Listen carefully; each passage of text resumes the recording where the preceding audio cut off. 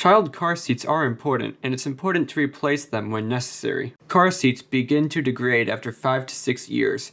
You can often find the expiration date on the manufacturer's label of a car seat. After this date, you need to replace your child's car seat. Child car seats do an excellent job protecting your child in the event of a car accident.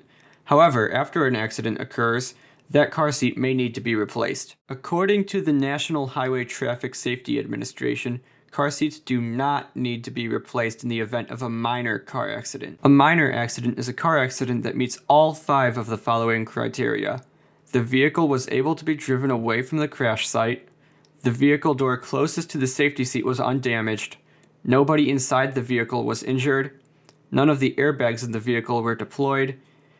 And there is no visible damage to the car seat. If the car accident does not meet all 5 of these requirements, the child's car seat needs to be replaced. Follow these rules and guidelines to provide maximum safety for your child while driving your car.